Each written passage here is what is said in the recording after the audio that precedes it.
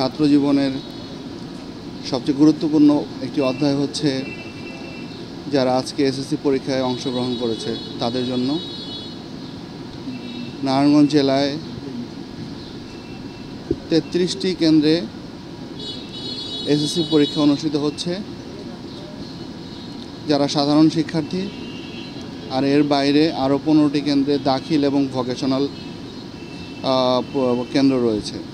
মোট 48টি কেন্দ্রে প্রায় 33,000 ছাত্রছাত্রী তারা এসএসসি পরীক্ষায় এসএসসি দাখিল এবং ভোকেশনাল পরীক্ষায় অংশগ্রহণ করেছে।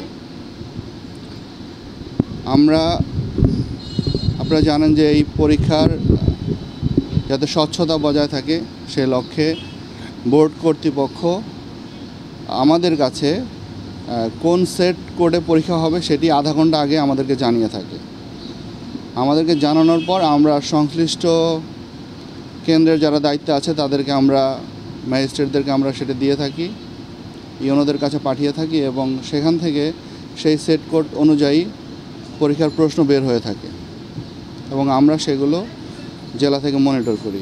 তো আলহামদুলিল্লাহ আমাদের সকল পরীক্ষা কেন্দ্রে সঠিক সময়ে সেট কোড অনুযায়ী সকল প্রশ্নপত্র পৌঁছেছে। আমাদের সকল অফিসাররা, ট্যাগ অফিসার, আমাদের ম্যাজিস্ট্রেট, অন্যান্য অফিসার কর্মকর্তারা, তারা পরীক্ষার দায়িত্বে যারা নিয়োজিত অন্য বাহিনীর সদস্যরা সকলেই পৌঁছেছেন এবং সুন্দরভাবে পরীক্ষা হচ্ছে। আমরা সকল পরীক্ষা কেন্দ্রগুলোই পরিদর্শন করছি। আমি ইতিমধ্যেই 2টি পরীক্ষা কেন্দ্র পরিদর্শন করেছি। আমরা দেখেছি যে পরীক্ষার্থীরা খুবই সুন্দর পরিবেশে তারা পরীক্ষা দিচ্ছে এবং পরীক্ষার প্রশ্ন আমি জিজ্ঞেস করেছি, তারা বলেছে খুব সুন্দর প্রশ্ন হয়েছে এবং তারা কমফোর্টেবলি তারা পরীক্ষায় লিখছে। পরীক্ষার পরিবেশ খুবই সুন্দর।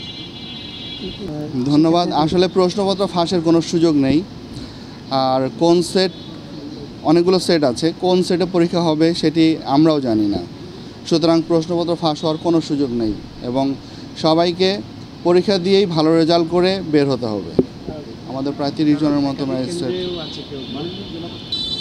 আসলে আমরা পরীক্ষার্থীরা পরীক্ষা দিবে এবং তাদের পরীক্ষাটা পরীক্ষার মতো হবে সেটি আমরা নিরাপত্তা নিশ্চিত করতে চাই এবং আমরা বলতে চাই যে পরীক্ষার্থীরাই শুধু পরীক্ষা দিবে, সেখানে যারা এনটাইটেল না তারা কেউ সেখানে ঢুকতে পারবে না এবং পরীক্ষার্থীদের পরীক্ষা দেওয়ার মতো পরিবেশ আমরা নিশ্চিত করতে চাই। সেই লক্ষ্যে আমাদের এই নিরাপত্তা ব্যবস্থা। আমরা প্রত্যাশা করি সারা বাংলাদেশেই নিরাপত্তা নিশ্চিত করেই পরীক্ষা হচ্ছে।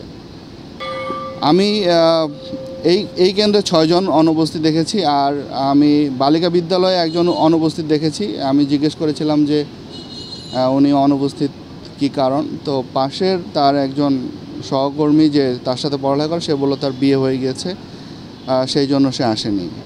তো বিয়ে হয়ে গেলেও তাকে তো পরীক্ষা দিতে হবে।